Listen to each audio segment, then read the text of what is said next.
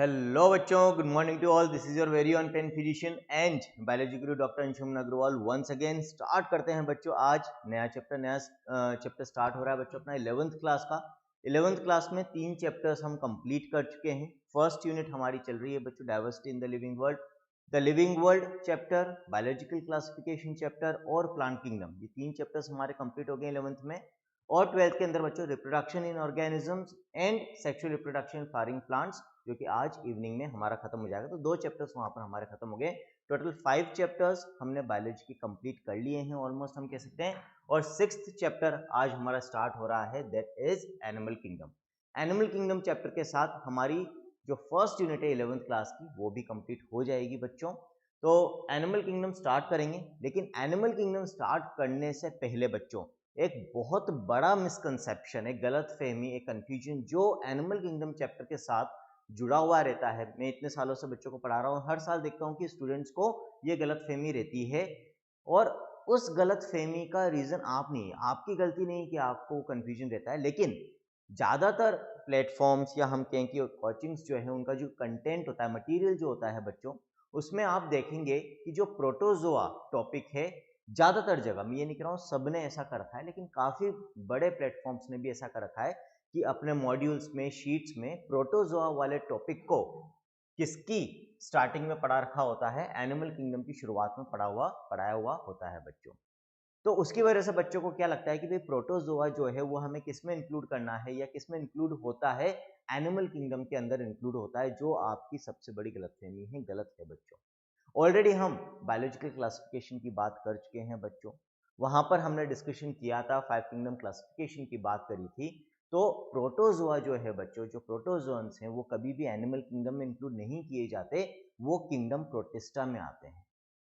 लेकिन हाँ, शुरुआत से पहले एक्चुअली क्या है कि 2 किंगडम क्लासिफिकेशन फॉलो की जाती थी। तो एक्चुअली शुरुआत से क्या है कि ज्यादातर कोचिंग्स ने प्रोटोजोआ को क्योंकि एनिमल किंगडम के साथ क्लब कर रखा था, तो धीरे धीरे क्योंकि एक जगह से दूसरी जगह कंटेंट कॉपी होता है, फिर तीसरी जगह कंटेंट कॉपी होता है, तो ज्यादातर कोचिंग्स ने फिर वही सिस्टम चालू कर दिया कि प्रोटोजोआ को हमें एनिमल किंगडम में पढ़ाना है।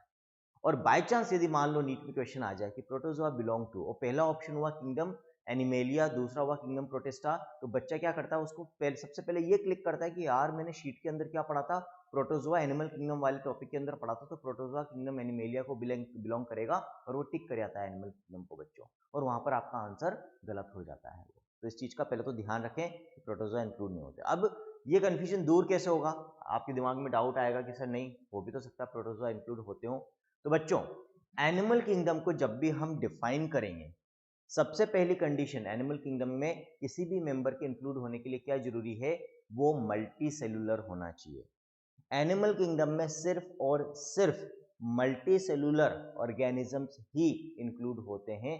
कोई यूनिसेलुलर, एक सिंगल एक्सेप्शन भी नहीं है बच्चों, कोई यूनिसेलुलर मेंबर आपको एनिमल किंगडम में नहीं मिलेगा। और प्रोटोजोन्स क्या होते हैं बच्चों, they are eukaryotic unicellular organisms, वो सिंगल सेल्ड ऑर्गेनिजम्स होते हैं। अमीबा प्रोटोजोन्स में आता है बच्चों। तो बात ही खत्म हो गई ना, जब एनिमल किंगडम में मल्टी सेलुलर ऑर्गेनिजम्स हो ही नहीं सकते, तो फिर प्रोटोजोन्स का तो सवाल ही नहीं उठता, वो तो सारे के सारे यूनिसेलुलर हैं बच्चों। तो ये कंफ्यूजन यदि आपके दिमाग में भी हो या आपने कहीं पढ़ा हो कि भाई ऐसी शीट्स या कंटेंट आप पढ़ रहे हो जिसमें एनिमल किंगडम में प्रोटोजोआ पढ़ा रखा है, कोई बात नहीं, प्रोटोजोआ आप पढ़ लेना। मैं ये नहीं कह रहा हूँ कि प्रोटोजोआ मत पढ़ना, लेकिन ये कंफ्यूजन मत रखना दिमाग में कि प्रोटोजोआ एनिमल किंगडम में आते हैं, गलत हो जाएगा। प्रोटोजोआ किंगडम प्रोटिस्टा को बिलोंग करते हैं, एनिमल किंगडम सेपरेट किंगडम है बच्चों। ठीक है, तो पहली चीज जो एनिमल किंगडम में हमें याद रखनी है, सारे के सारे मल्टी सेलुलर ऑर्गेनिजम्स होंगे बच्चों। मोड ऑफ न्यूट्रिशन, इसमें आपको हेटेरोट्रॉफिक मोड ऑफ न्यूट्रिशन देखने को मिलता है सभी ऑर्गेनिज्म, सभी मेंबर्स के अंदर बच्चों। ठीक है, तो एनिमल किंगडम की शुरुआत करते हैं। यहां पर सारी लाइंस जो हैं बच्चों वो एनसीईआरटी की है। जब हमारी ये यूनिट कंप्लीट हो जाएगी तो जो चारों चैप्टर्स हमने इस यूनिट में पढ़े हैं, कुछ पॉइंट्स तो मैंने पढ़ाते हुए जो एडिशनल थे वो नोट्स में पढ़ा दिए हैं आपको, इन चैप्टर्स में पढ़ा दिए हैं, बट एक लेक्चर में सेपरेट लूंगा इस यूनिट के खत्म होने के बाद। हर यूनिट के बाद में ऐसा करा करूंगा कि उस यूनिट के कुछ एडिशनल पॉइंट्स जो एनसीईआरटी में नहीं है लेकिन एग्जाम में पूछे जा सकते हैं, उस लेक्चर के अंदर हम उनको डिस्कस किया करेंगे बच्चों। ठीक है, तो as over million species of animals have been described till now, the need for classification becomes all the more important. The classification also helps in assigning a systematic position to newly described species. तो सबसे पहले तो यहाँ पर क्या बता रखा है बच्चों कि ये जो हम क्लासिफिकेशन करते हैं, पहले तो हमने 5 किंगडम क्लासिफिकेशन करी, फिर हर किंगडम के अंदर भी हम फर्दर क्लासिफिकेशन करते हैं. जैसे एनिमल किंगडम के अंदर भी बच्चों हमने क्लासिफिकेशन कर रखी है. कैसे? हम डिफरेंट फाइला पढ़ेंगे. यहाँ पर फाइलम पोरिफेरा से हम स्टार्टिंग करेंगे. सबसे पहला और सबसे सिंपल या सिंपलेस्ट फाइलम हम कह सकते हैं एनिमल किंगडम का कौन सा होता है बच्चों? फाइलम पोरिफेरा, स्पॉन्जेस जिनको हम कॉमनली कहते हैं. फाइलम पोरिफेरा के बाद हम फाइलम सिलेंट्रेटा की बात करेंगे, फिर फाइलम टीनोफोरा हम पढ़ेंगे बच्चों, फाइलम प्लेटीहेल्मिन्थीज पढ़ेंगे, फाइलम एस्केलमिन्थीज हम पढ़ेंगे, फिर फाइलम एनेलिडा हम पढ़ेंगे, अर्थ्रोपोडा पढ़ेंगे, मोलस्का पढ़ेंगे, काइनोडर्माटा पढ़ेंगे, हेमिकोडेटा पढ़ेंगे एंड लास्टली फाइलम कोडेटा पढ़ेंगे. 11 फाइलम, 11 फाइलम हमें पढ़ने हैं बच्चों यहाँ पर. तो ये जो हमने फिर फाइलम में आगे फर्दर क्लासिफिकेशन करते हैं बच्चों हम. किंगडम फाइलम के बाद क्लास हो गया, ऑर्डर हो गया. तो ये जो क्लासिफिकेशन है बच्चों, उसकी नीड क्या है ये हम लिविंग वर्ल्ड में भी पढ़ चुके हैं. इसका डिस्कशन हमने बायोलॉजिकल क्लासिफिकेशन में भी करा है. एक तरह से टेक्सोनॉमी के जो रिक्वायरमेंट है, सिग्निफिकेंस है, वो क्या है बच्चों. तो क्लासिफिकेशन क्यों जरूरी है? एनिमल्स की भी यदि हम बात करें, सिर्फ एनिमल किंगडम की भी यदि बच्चों हम बात करें, तो over a million species, 10 lakh से भी ज्यादा स्पीशीज एनिमल किंगडम में आपको देखने को मिलेगी बच्चों. अब यदि हर एक स्पीशीज को आप अलग अलग सेपरेटली पढ़ना स्टार्ट कर दो बच्चों, पूरी जिंदगी निकल जाएगी लेकिन आप क्लासिफिकेशन खत्म नहीं कर पाओगे.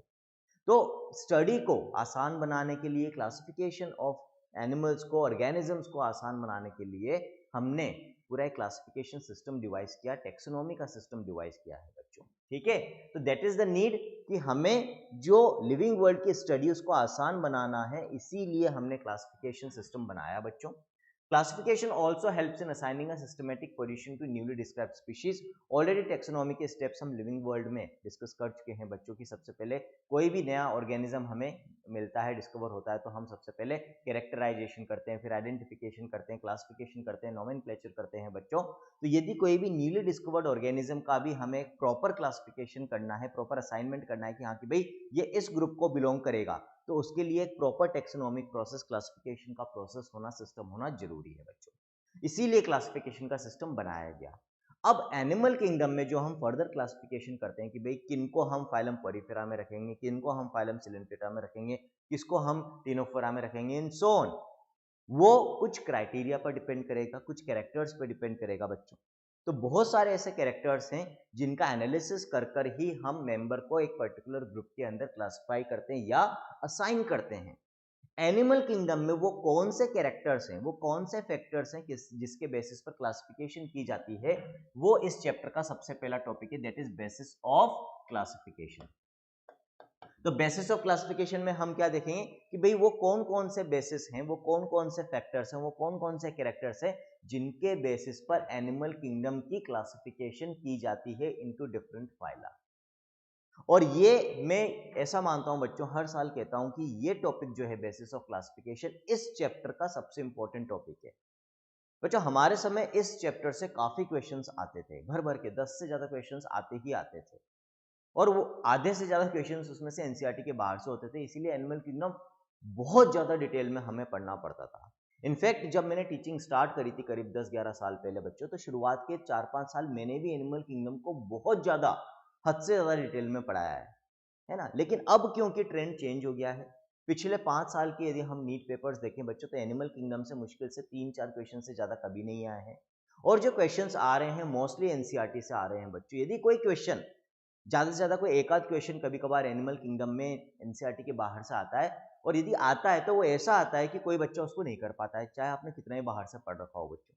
तो इसीलिए अब समझदारी ये कहती है कि हमें अननेसेसरी 2-2 महीने तक, 3-3 महीने तक एनिमल किंगडम जो हमारे समय पढ़ाया जाता था, और हमने भी पढ़ाया है शुरुआत में बच्चों, 2-2 महीने तक एनिमल किंगडम चलता था क्लासेस के अंदर, अब उसकी जरूरत नहीं है. अननेसेसरी उस टाइम को हम यदि फिजिक्स केमिस्ट्री में लगाएं या बायोलॉजी के दूसरे चैप्टर्स में लगाएं तो ज्यादा फ्रूटफुल होगा. तो इसीलिए एक चीज तो ये बहुत क्लियर है कि हमें एनसीईआरटी से ही मेनली अब एनिमल किंगडम को पढ़ना है. जो एडिशनल पॉइंट्स है मैंने आपको बता दिया है कि यूनिट के एंड में चारों चैप्टर्स के मैं आपको बता दूंगा. ऐसे हर यूनिट में हम करेंगे बच्चों, है ना. तो अब एनिमल किंगडम को हम मेनली एनसीईआरटी से ही पढ़ेंगे, और एनसीईआरटी से ही मेनली क्वेश्चंस आने, और जो 3-4 क्वेश्चन एनिमल किंगडम से आएंगे, मान लो यदि 4 क्वेश्चन आए तो मैं गारंटी दे रहा हूँ 4 में से 2 क्वेश्चन आपके सिर्फ इस टॉपिक से, जो बेसिस ऑफ क्लासिफिकेशन है, जो आज के लेक्चर में हम देखने वाले हैं, इससे निकल जाएंगे बच्चों, क्योंकि इसमें ऑलमोस्ट पूरे चैप्टर की समरी है, हम ये कह सकते हैं, या बेस है बच्चों, है ना।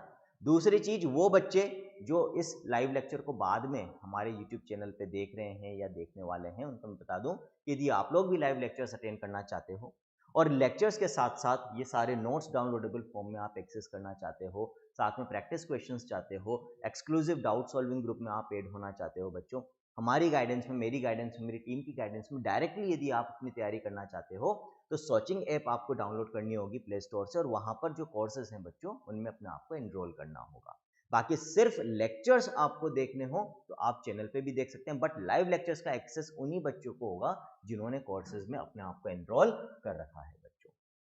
In spite of differences in structure and form of different animals, there are fundamental features common to various individuals in relation to the arrangement of cells, body symmetry, nature of coelom, patterns of digestive, circulatory or reproductive systems. These features are used as a basis of animal classification and some of them are discussed here. क्या कहना चाह रही है यहाँ पर NCERT कि चाहे सभी इंडिविजुअल्स में अलग अलग स्पीशीज के अंदर वेरिएशंस होती है, अंतर होता है, डिफरेंसेस होता है ना, डिफरेंसेस होते हैं, तभी तो उनको अलग अलग स्पीशीज में हम क्लासिफाई करते हैं बच्चों।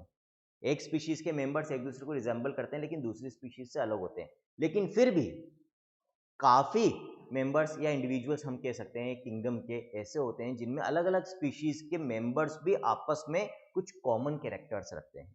हो सकता है कि 10 स्पीशीज जो है यहाँ पर एनिमल किंगडम की ऐसी हो जिनमें डाइजेस्टिव सिस्टम बिल्कुल एक जैसा हो, सर्कुलेटरी सिस्टम एक जैसा हो बच्चों, और फिर यही जो सिमिलैरिटीज और डिससिमिलैरिटीज होती है उन्हीं के बेसिस पे हम इनको ग्रुप्स के अंदर क्लासिफाई करते हैं।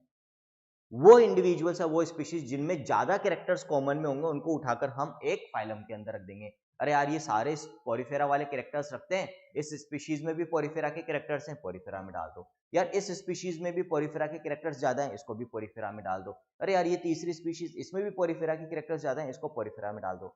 चौथी मिली, यार ये तो अर्थ्रोपोडा के कैरेक्टर्स ज्यादा रख रही है, इसको अर्थ्रोपोडा में डाल दो।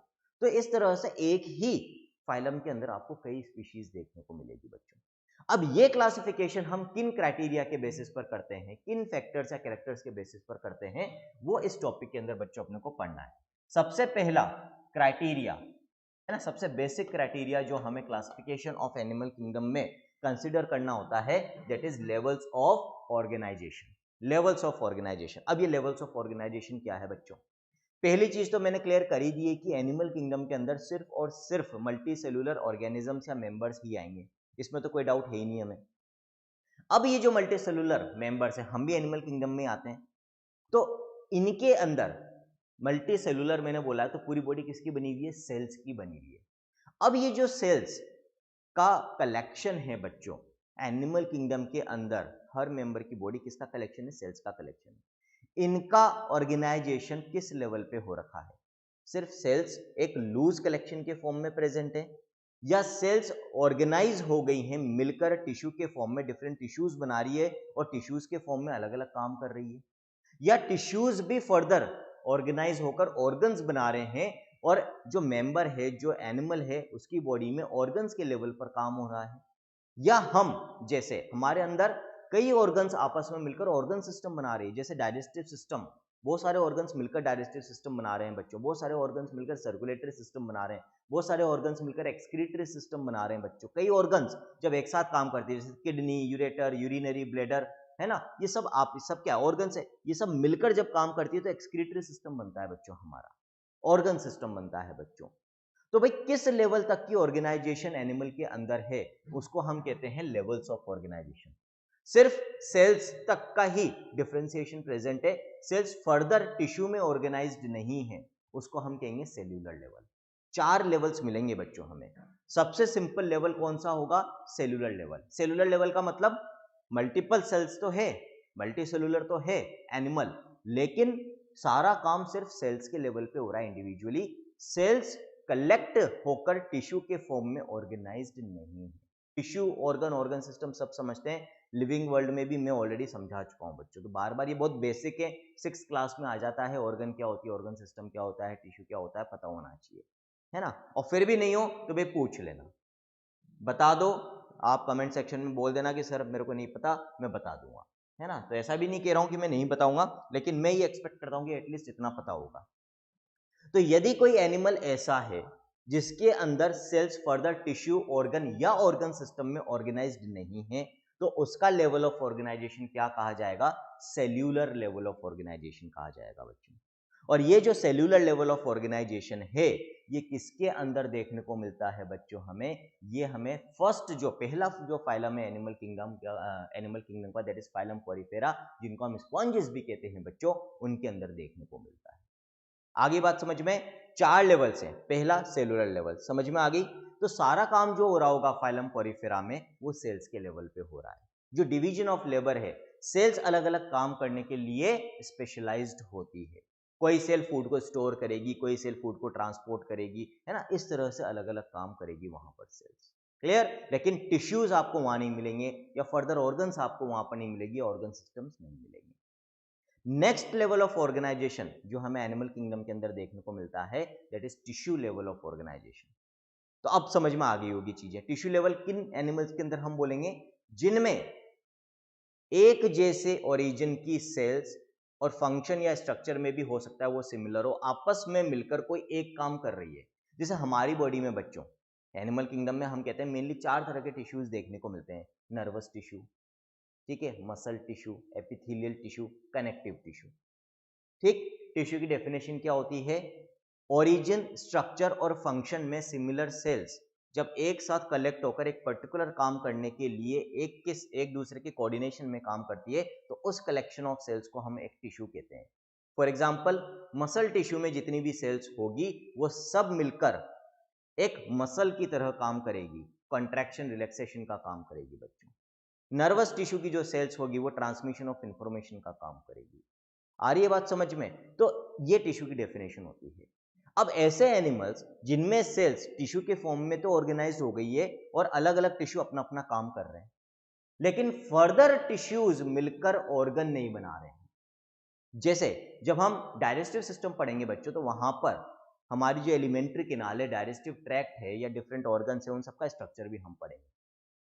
और वहां पर हम पढ़ेंगे कि जैसे एलिमेंट्री केनाल की हम बात करें, हमारी डाइजेस्टिव ट्रैक्ट की, इंटेस्टाइन्स की हम बात करें, तो वहां पर डिफरेंट लेयर्स हम पढ़ेंगे उसकी वॉल में। सबसे बाहर सिरोसा होती है बच्चों, उसके अंदर फिर मसल लेयर होती है, फिर सब मिकोजा होती है, सबके अंदर मिकोजा होती है। और वहां पर हम डिफरेंट देखेंगे, अलग अलग टिश्यूज प्रेजेंट हैं।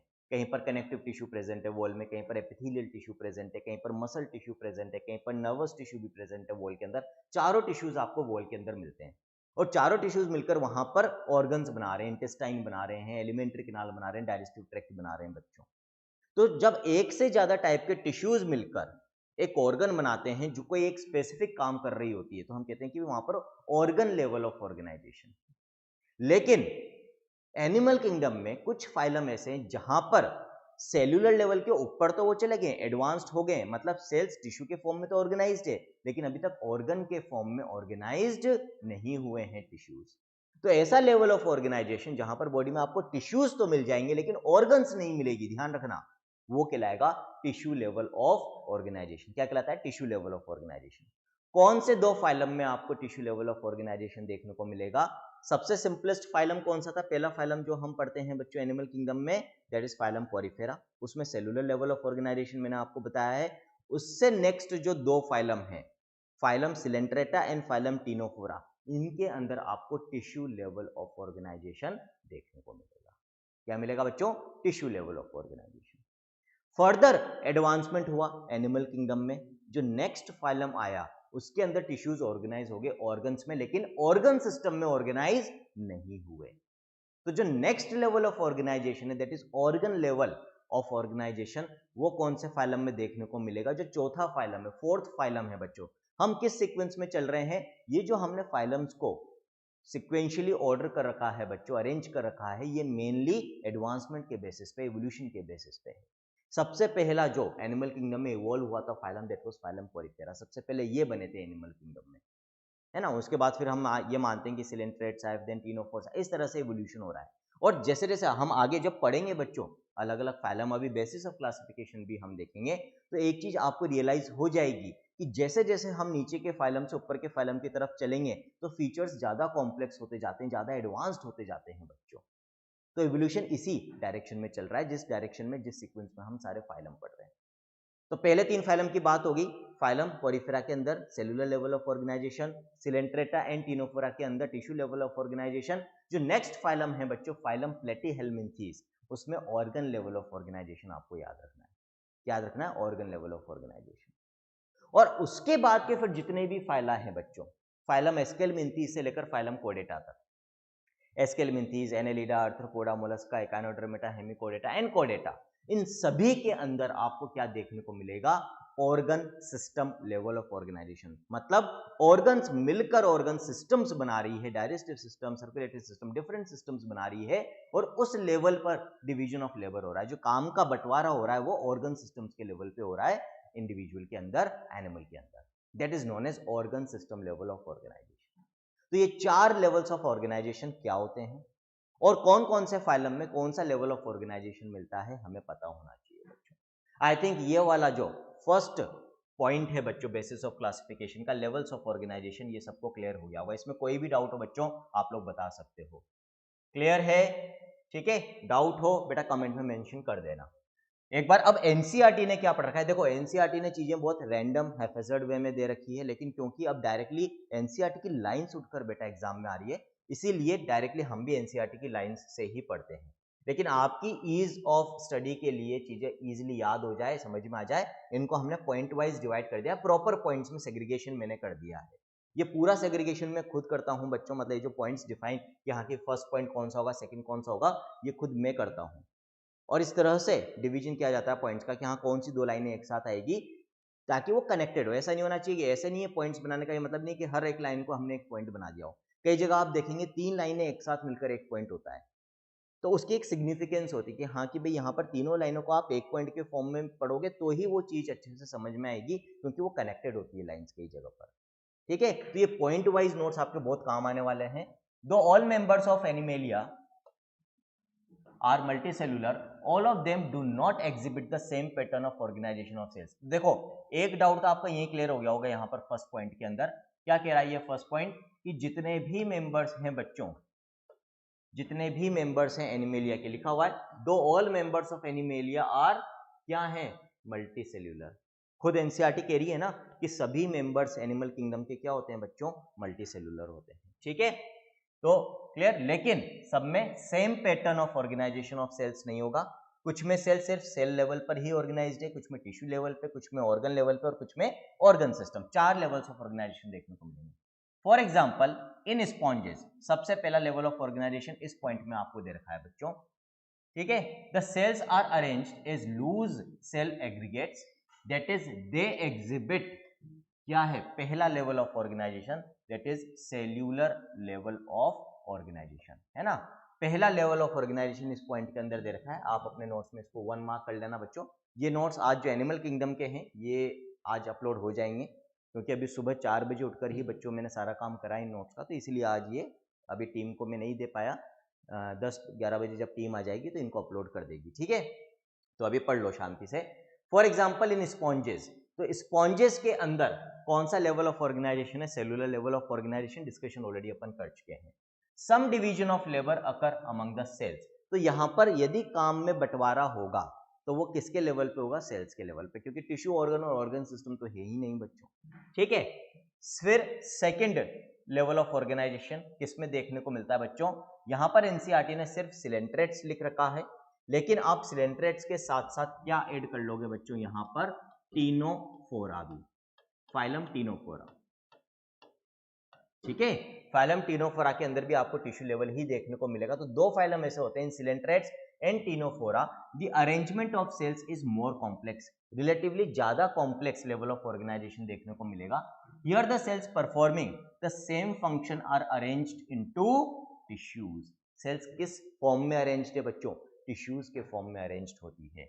Hence it is called tissue level of organisation. क्या कहते हैं बच्चों इसको, हम टिश्यू लेवल ऑफ ऑर्गेनाइजेशन कहते हैं। यदि सेल्स टिश्यू के फॉर्म में ऑर्गेनाइज्ड है, डिवीजन ऑफ लेबर, काम का बंटवारा अब टिश्यूज के लेवल पे हो रहा होगा, टिश्यूज अलग अलग अपना अपना काम कर रहे होंगे।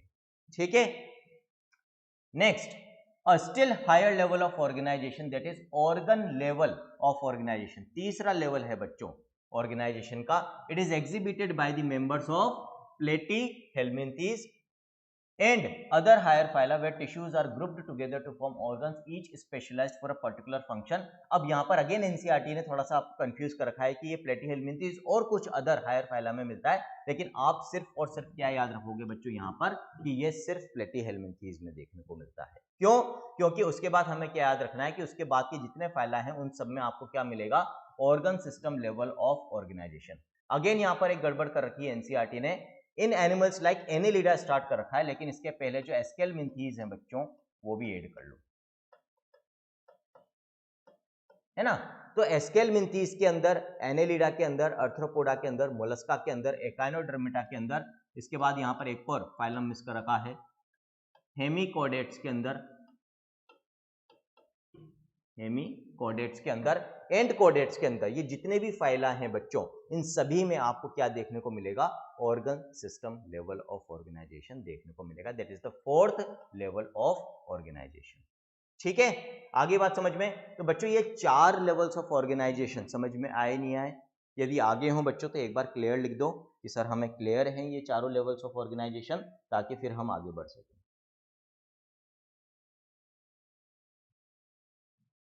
कोई डाउट हो तो बेटा बता दो, और डाउट नहीं है तो एक बार मेंशन कर दो कि हमें क्लियर है।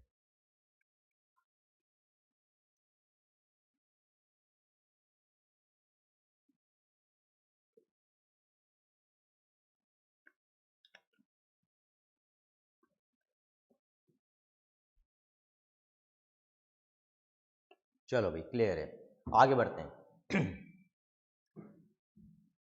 अब आगे क्या कह रही है देखो NCERT, organ systems in different groups of animals exhibit various patterns of complexities. अब ऑर्गन सिस्टम लेवल के बारे में आगे बात की जा रही है कि ऑर्गन सिस्टम लेवल जिनके अंदर देखने को मिलता है उनमें भी आपको कुछ वेरिएशंस देखने को मिलेगी in the level of complexity. कुछ में ऑर्गन सिस्टम जो होता है बहुत सिंपल होता है, और हमारे जैसे एनिमल्स की, जो हम हायर एनिमल्स हैं बच्चों, इनमें जो ऑर्गन सिस्टम्स होते हैं बहुत कॉम्प्लेक्स होते हैं, कॉम्प्लिकेटेड काम कर रहे होते हैं। तो उस बेसिस पर यहाँ पर डाइजेस्टिव सिस्टम और सर्कुलेटरी सिस्टम के बारे में बात की गई है बच्चों। कॉम्प्लेक्सिटी के लेवल पे बात करते हैं क्या है। For example, the digestive system in Platyhelminthes is only a single opening to the outside of the body that serves as both mouth and anus and is hence called incomplete digestive tract. A complete digestive system has 2 openings, mouth and anus. अब इसको देखो कैसे समझेंगे।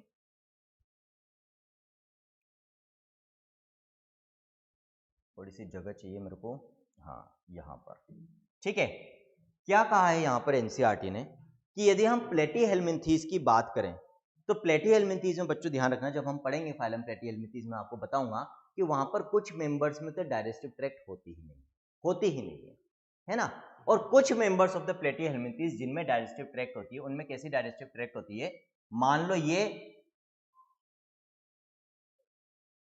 Body of Platyhelminthes है, किसी भी एक member की बॉडी मान लेते हैं हम प्लेटीहेल्मिन्थीज में, और उसकी डाइजेस्टिव ट्रैक्ट की ये ओपनिंग है अंदर एलिमेंट्री कैनाल की, और ये उसकी डाइजेस्टिव ट्रैक्ट है, ये डाइजेस्टिव ट्रैक्ट है। तो यहां पर एक ही ओपनिंग होगी, सिंगल ओपनिंग है डाइजेस्टिव ट्रैक्ट की,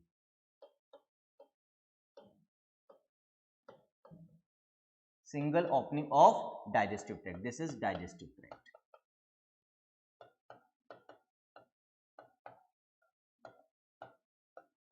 ठीक है, तो यदि डाइजेस्टिव ट्रैक्ट में सिर्फ एक ही ओपनिंग है बच्चों, तो इस तरह का जो बॉडी प्लान है क्या कहलाता है, ध्यान रखना, इस तरह का बॉडी प्लान क्या कहलाता है, ब्लाइंड सैक बॉडी प्लान। अभी बताऊंगा क्यों, ये एनसीईआरटी ने नहीं दे रखा है लेकिन क्वेश्चन आ जाता है, लिख लेना, ब्लाइंड सैक बॉडी प्लान, या हम इस तरह की डाइजेस्टिव ट्रैक्ट को क्या कहेंगे, ये जो एनसीईआरटी ने, ये टर्म एनसीईआरटी ने दे रखा है, हम कहेंगे इस तरह का डाइजेस्टिव सिस्टम या ट्रैक्ट कहलाएगी इनकम्प्लीट डाइजेस्टिव ट्रैक्ट और इनकम्प्लीट डाइजेस्टिव सिस्टम बच्चों। ठीक है, ब्लाइंड सैक बॉडी प्लान क्यों बोला, सैक का मतलब होता है थैला, कोई बैग, है ना। तो यहां पर जैसे कोई भी जब हम बैग सब्जी लेने जाते हैं, जो बैग होता है उसमें एक तरफ से ओपन होता है, नीचे से बंद होता है, तो इनकम्प्लीट डाइजेस्टिव ट्रैक्ट में भी क्या होता है, जो डाइजेस्टिव ट्रैक्ट होती है एक तरफ से बंद होती है, सिर्फ एक ही ओपनिंग उसमें आपको देखने को मिलेगी। अब इनकम्प्लीट डाइजेस्टिव ट्रैक्ट के अंदर एनसीईआरटी ने तो सिर्फ एक ही फाइलम मेंशन कर रखा है, दैट इज फाइलम प्लेटीहेल्मिंथीज, है ना। अभी अपन ने पढ़ा ना, यहाँ पर क्या लिख रखा है एनसीईआरटी ने कि भाई ये रहा, for example the digestive system in Platyhelminthes, क्या लिख रखा है, कैसा है, इनकम्प्लीट है। लेकिन मान लो क्वेश्चन आ जाए incomplete digestive system is found in first option Platyhelminthes, second option Coelenterata, तीसरा option Ctenophora and fourth option all of the above. तो जिस बच्चे ने सिर्फ एनसीईआरटी पढ़ी होगी वो क्या करके आएगा, प्लेटीहेल्मिंथीज। गलत, ऑल ऑफ द अबव होगा बच्चों। सिर्फ प्लेटीहेल्मिंथीज ही नहीं, phylum Coelenterata and phylum Ctenophora में भी आपको इनकम्प्लीट डाइजेस्टिव सिस्टम देखने को मिलता है। सिलेंट्रेट्स में हाइड्रा आता है, हाइड्रा में भी बच्चों आपको सेम कंडीशन देखने को मिलेगी। मान लो ये हम हाइड्रा यदि बनाना चाहें यहां पर,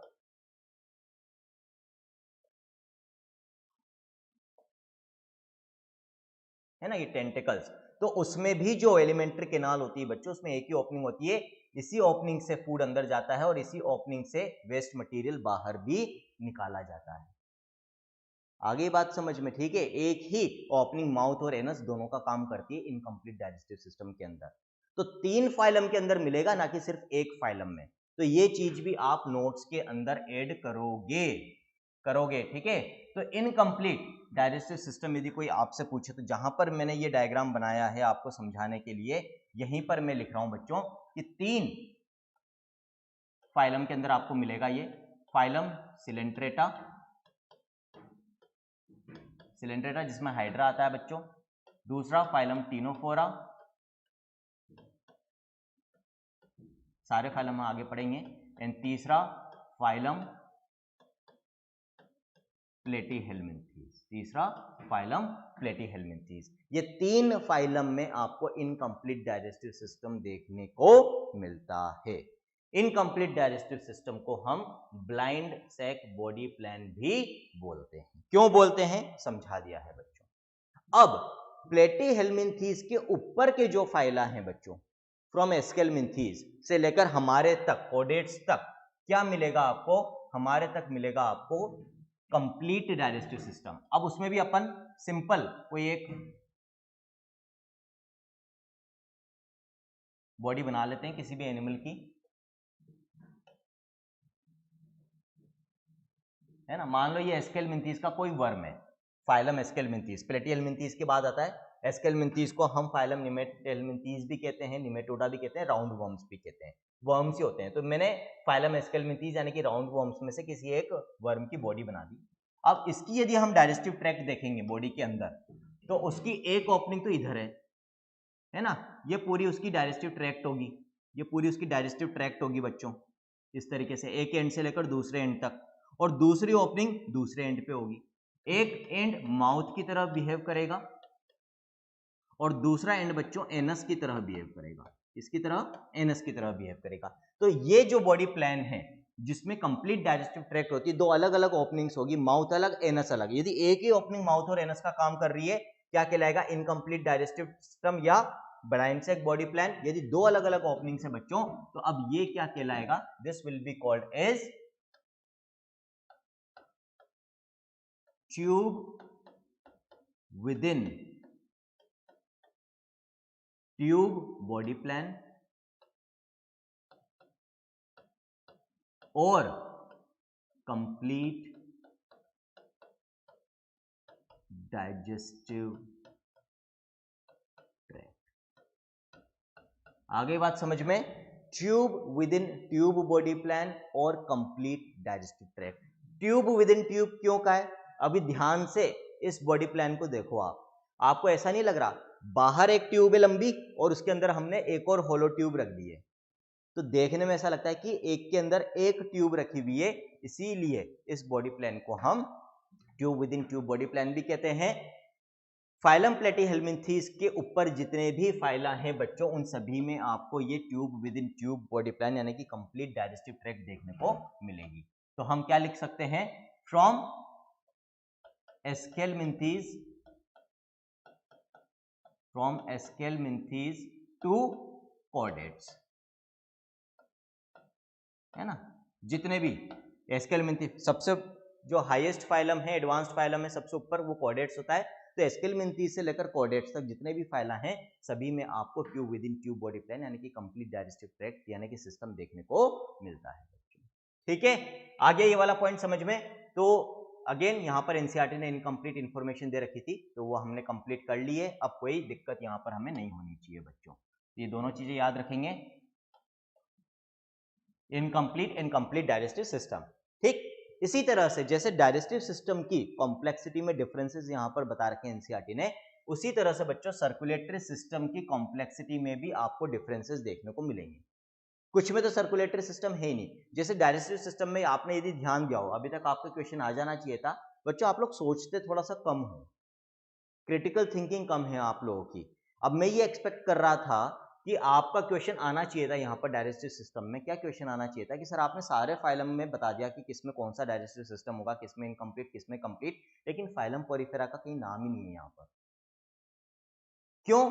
क्योंकि वहां पर डाइजेस्टिव ट्रैक्ट हम डिफाइन ही नहीं करते, क्योंकि वहां पर डाइजेस्टिव ट्रैक्ट जैसी कोई चीज होती ही नहीं है। जब डाइजेस्टिव ट्रैक्ट ही नहीं है तो मैं इनकम्प्लीट और कंप्लीट कैसे डिफाइन करूंगा? आगे बात समझ में। इसीलिए यहाँ पर कहीं पर भी फाइलम पोरिफेरा मैंने बोला ही नहीं जब मैं डाइजेस्टिव ट्रैक्ट की, incomplete and complete digestive tract की बात कर रहा था बच्चों। लेकिन ये क्वेश्चन आपके दिमाग में आना चाहिए था। इन द सेम वे बच्चों, कई एनिमल्स के अंदर, कई फाइला में आपको सर्कुलेटरी सिस्टम, एक प्रॉपर सर्कुलेटरी सिस्टम देखने को मिलेगा ही। सर्कुलेटरी सिस्टम ऐसा सिस्टम जो ट्रांसपोर्ट ऑफ सब्सटेंसेज में, गैसेज में मदद करता है हमारी बॉडी में, जैसे हमारा हार्ट, ब्लड वेसल्स, ये सब मिलकर हमारा सर्कुलेटरी सिस्टम बना रही है बच्चों।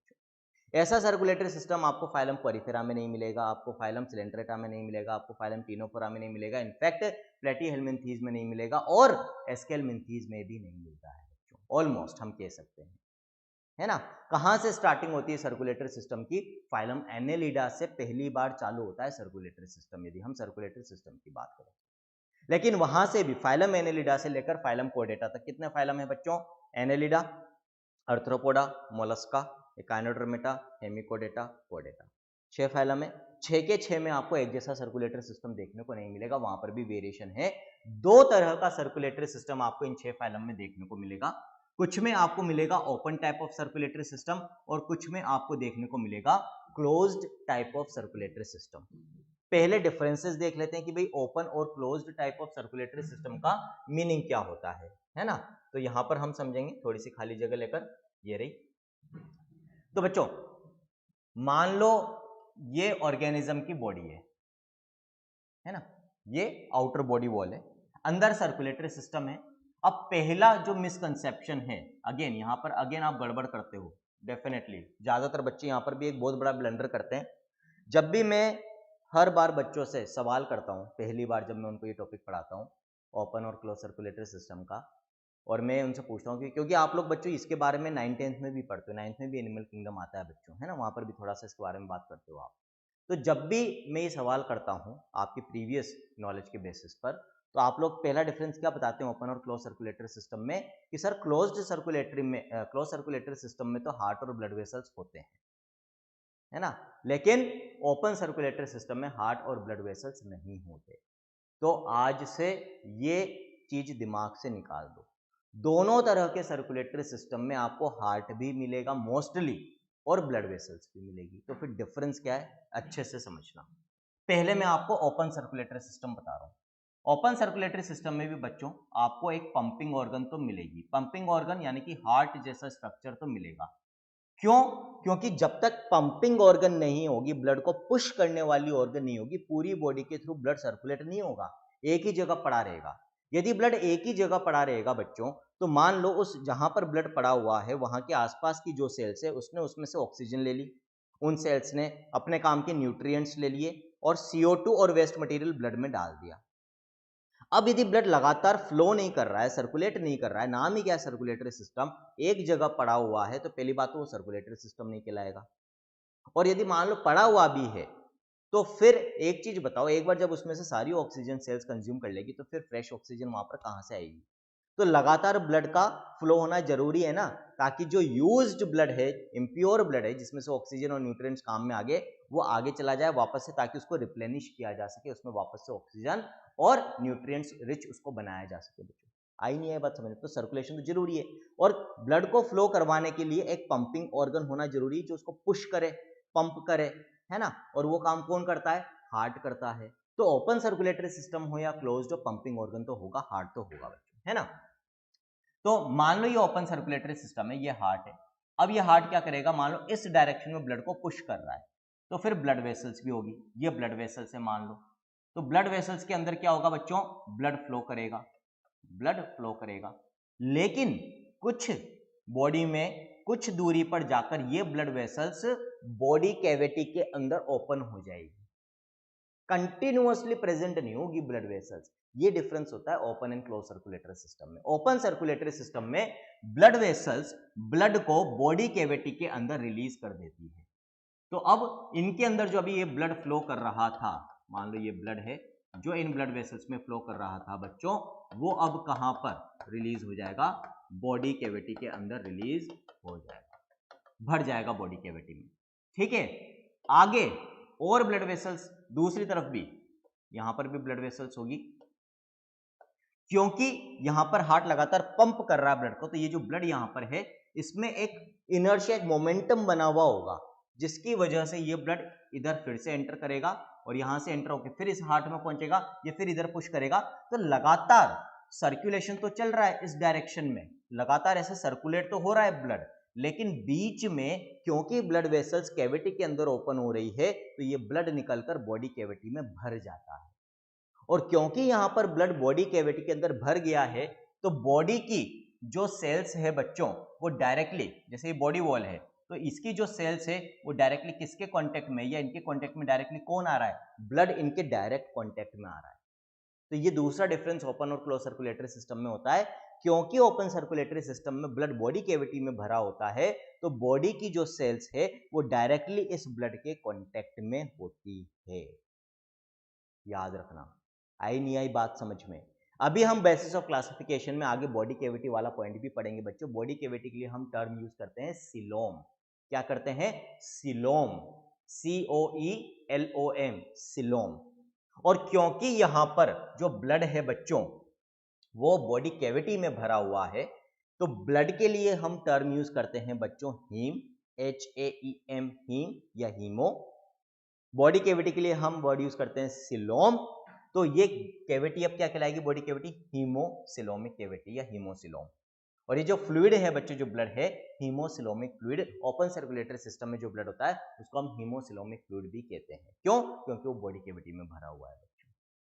आगे बात समझ में? This is what? This is open circulatory system. ये ओपन सर्कुलेटरी सिस्टम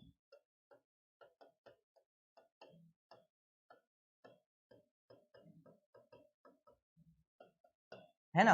अब किसके अंदर देखने को मिलता है भाई ये ओपन सर्कुलेटरी सिस्टम? वो एग्जांपल्स हमें याद नहीं रखने। क्यों याद नहीं रखने? क्योंकि हमें वो एग्जांपल्स याद रखने हैं जिनमें क्लोज्ड मिलता है, क्योंकि मेनली पूछे भी वही जाते हैं। और जिनमें क्लोज्ड नहीं मिलता, बाकी में या तो ओपन मिलेगा या मिलेगा ही नहीं। जिनमें नहीं मिलता वो ऑलरेडी मैं बता चुका हूं, पहले 5 फाइलों में आपको मिलता ही नहीं है, लास्ट के 6 में ही मिलता है। उनमें से जिनमें क्लोज्ड मिलता है वो हम याद रख लेंगे, और जिनमें नहीं मिलता उनमें ऑटोमेटिकली क्या हो जाएगा बच्चों? Obviously open circulatory system. तो अब क्लोज्ड समझ लो, क्लोज्ड में क्या होगा?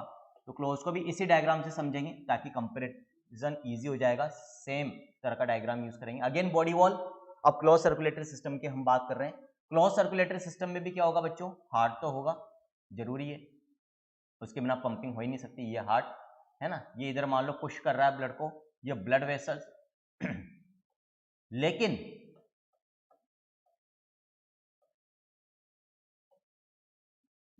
जो क्लोज्ड सर्कुलेटरी सिस्टम होगा बच्चों, उसमें जो ब्लड है लगातार इन ब्लड वेसल्स के अंदर और हार्ट के अंदर ही फ्लो करेगा।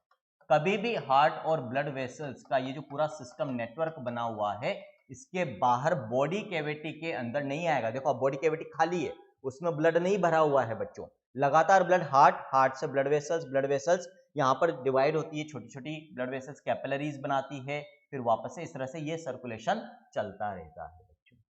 आई बात समझ में? जो भी एक्सचेंज, सेल्स को यदि कोई चीज लेनी होगी, ऑक्सीजन लेनी होगी, तो वो ऑक्सीजन इन ब्लड वेसल्स की वॉल को, कैपिलरीज की वॉल को क्रॉस करके आएगी बच्चों। मान लो ऑक्सीजन चाहिए सेल्स को, यदि CO2 वापस ब्लड में भेजनी है तो वो भी फिर इन वॉल्स को क्रॉस करके जाएगी। न्यूट्रिएंट्स चाहिए तो ब्लड वेसल्स की वॉल को क्रॉस करके, कैपिलरीज की वॉल को क्रॉस करके एब्जॉर्ब किए जाएंगे सेल्स के द्वारा। वेस्ट मटेरियल ब्लड में डालना है तो इन कैपिलरी जो ब्लड वेसल्स है, इनकी वॉल को क्रॉस करके वेस्ट मटेरियल ब्लड में जाएगा, लेकिन ब्लड कभी भी बॉडी कैविटी के अंदर फिल नहीं होगा क्लोज्ड सर्कुलेटरी सिस्टम में।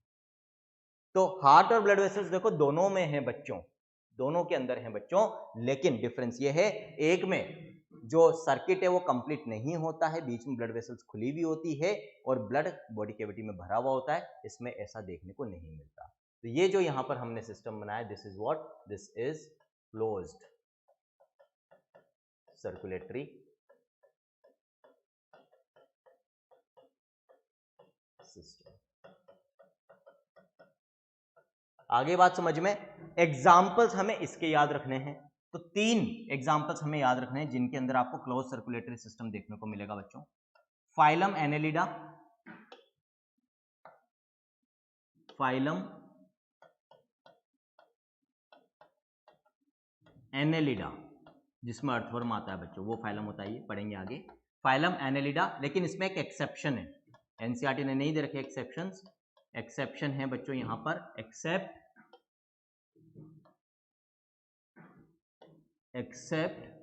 लीचेज, जोंक होती है ना, वो चिपक जाती है, खून चूसती है, केरला में ट्रीटमेंट के लिए, आयुर्वेदिक ट्रीटमेंट में भी काम में लेते हैं इनको। तो एनेलिडा फाइलम में बच्चों लीचेज भी आती हैं, जोंक भी आती है। ये लीचेज के अंदर आपको ओपन सर्कुलेटरी सिस्टम देखने को मिलेगा। बाकी के जो एनेलिडा के मेंबर्स होते हैं लाइक अर्थवर्म्स एंड ऑल, उनमें आपको क्लोज सर्कुलेटरी सिस्टम देखने को मिलेगा। एनसीईआरटी ने सिर्फ फाइलम एनेलिडा बोल रखा है, एक्सेप्शन नहीं बता रखा है, लेकिन आपको पता होना चाहिए।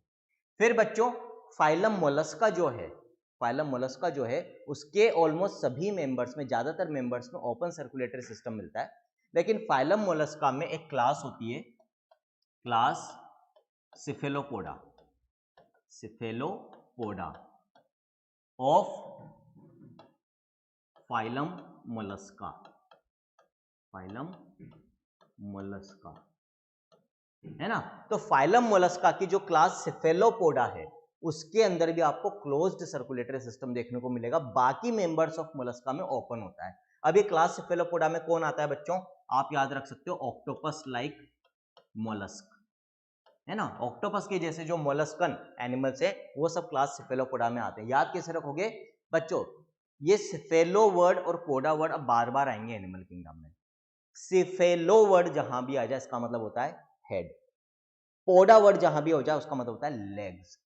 अब Cephalopoda class of phylum Mollusca में वो एनिमल्स, वो मेंबर्स आते हैं जिनको देखने पर ऐसा प्रतीत होता है, ऐसा लगता है कि उनका सर डायरेक्टली उनके पैरों से जुड़ा हुआ है। अब ऑक्टोपस को इमेजिन करो, कल्पना करो, समझ में आ जाएगी चीजें, है ना। आया नहीं आया समझ में? तो ऑक्टोपस को याद करते हैं सर और बहुत सारे पैर, इसीलिए क्लास सिफेलोपोडा, और उनमें क्या मिलता है, क्लोज सर्कुलेटरी सिस्टम। तीसरा जो एग्जांपल है, last example close circulatory system में हमें याद रखना है, that is phylum Chordata, phylum Chordata. इसमें भी एक एक्सेप्शन है बच्चों जो एनसीईआरटी ने मेंशन नहीं कर रखा है, एक्सेप्ट हम 3 सब फाइलम पढ़ेंगे बच्चों फाइलम कॉर्डेटा में, यूरोकॉर्डेटा, सिफेलोकॉर्डेटा एंड वर्टिब्रेटा। तो जो यूरोकॉर्डेट्स होते हैं, पहला जो सब फाइलम होता है, सिंपलेस्ट हम कह सकते हैं, जो कॉर्डेट्स होते हैं यूरोकॉर्डेटा या यूरोकॉर्डेट्स, उनके अंदर, यूरोकॉर्डेट्स के अंदर आपको ओपन मिलेगा, बाकी सारे कॉर्डेट्स के अंदर आपको क्या मिलेगा बच्चों, क्लोज सर्कुलेटरी सिस्टम देखने को मिलता है। आया नहीं आया समझ में? क्लियर है बच्चों यहां तक सारी चीजें?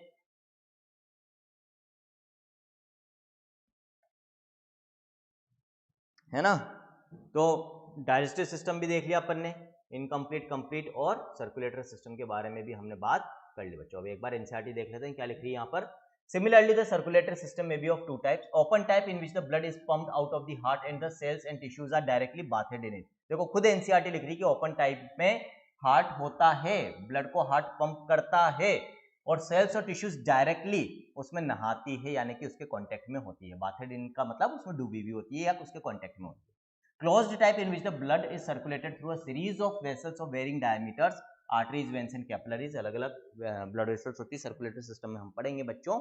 और ये क्लोज्ड सर्किट बनाती है, क्लोज्ड लूप होता है हार्ट के साथ मिलकर, पूरा एक क्लोज सर्किट बनेगा, कहीं पर भी ये बीच में ओपन या टूटा हुआ नहीं होता है, जिसकी वजह से ब्लड कभी भी बॉडी कैविटी के अंदर नहीं भरता, लगातार ब्लड वेसल्स में फ्लो करता है, that is close circulatory system. Example closed के याद रख लो बच्चों, ऑटोमेटिकली जिनमें नहीं है क्लोज, जिनमें ओपन है, जिनमें होता ही नहीं है वो मैंने आपको बता दिए, पहले के जो 5 फाइलम है उनमें आपको सर्कुलेटरी सिस्टम नाम की कोई चिड़िया नहीं मिलेगी बच्चों। आगे बात समझ में? तो आज के लेक्चर में बच्चों इतना ही देखेंगे। जनरली मैं पहला जो इंट्रोडक्टरी लेक्चर होता है 10-15 मिनट से ज़्यादा का लेता नहीं हूँ, शॉर्ट एंड स्वीट होता है, उसमें सिर्फ इतना बताता हूँ कि चैप्टर में हम क्या क्या पढ़ने वाले हैं और कुछ बेसिक कंसेप्ट बताता हूँ। लेकिन आज मैंने सोचा कि चलो ठीक है, एक टॉपिक, एक पूरा पॉइंट अपन कवर कर लेते हैं। एक्चुअली ये एक पॉइंट नहीं था, इसमें 3 पॉइंट, 3 क्राइटेरिया एक साथ कवर हो रहे हैं बच्चों। एक लेवल ऑफ ऑर्गेनाइजेशन, एक डाइजेस्टिव सिस्टम के बेसिस पर हम कैसे क्लासिफिकेशन करते हैं, और सर्कुलेटरी सिस्टम के बेसिस पर हम कैसे एनिमल किंगडम की क्लासिफिकेशन करते हैं बच्चों। ठीक है, जो नेक्स्ट लेक्चर होगा अपना एनिमल किंगडम का, उसके अंदर हम बेसिस ऑफ क्लासिफिकेशन, जो बाकी के रिमेनिंग 5 क्राइटेरिया आपको दे रखे हैं एनसीईआरटी ने, उनको कंप्लीट करेंगे। और नेक्स्ट वीक से हम एक एक करके सारे फाइलम्स को पढ़ना स्टार्ट कर देंगे बच्चों, है ना। क्योंकि अब हमारा मेन फोकस यहाँ पर देखो, एडिशनल पॉइंट्स में आपको बता ही रहा हूँ, जैसे यहाँ पर भी मैंने बहुत सारी चीजें आज एडिशनली ऐड कर दी है, लास्ट में भी कुछ आपको कुछ मैं नोट्स बनाकर दे दूंगा एडिशनल पॉइंट्स को, उनको भी हम रिवाइज कर ही लेंगे। लेकिन मेन फोकस इस चैप्टर में हमारा एनसीईआरटी पर ही रहेगा, और क्योंकि एनसीईआरटी पर मेन फोकस रहेगा, तो वैसे तो ये चैप्टर बहुत बड़ा है, यदि हम बाहर जाकर पढ़ें तो एनसीईआरटी के बियॉन्ड जाकर पढ़े तो, लेकिन क्योंकि एनसीईआरटी पर फोकस रखना है तो बहुत ज़्यादा समय हम नहीं लेंगे। हर एक लेक्चर में हम कोशिश करेंगे कि हम एटलीस्ट 2 से 3 फाइल कवर करते हुए चलें। तो जब नेक्स्ट वीक से हम फाइलम पढ़ना स्टार्ट कर देंगे तो कोशिश ये रहेगी कि 5 से 6 लेक्चर्स के अंदर अंदर हम इस चैप्टर को, अगले 5 से 6 लेक्चर्स के अंदर हम इस चैप्टर को कंप्लीट कर लें बच्चों, ताकि हमारी एक पूरी यूनिट कंप्लीट हो जाएगी, और अभी तो सिर्फ अगस्त स्टार्ट हुआ है बच्चों, है ना। तो इसी तरह से हमें तेजी से हमारी तैयारी करनी है, ताकि अब जो हमारा नेक्स्ट अटेम्प्ट है, चाहे वो 24 का हो चाहे फिर वो 25 का हो, उसके अंदर हमारा भी सिलेक्शन हो और हमारा भी डॉक्टर बनने का सपना पूरा हो बच्चों, है ना। मेरा तो हो ही चुका है, अब आपका सपना पूरा होने की बारी है बच्चों।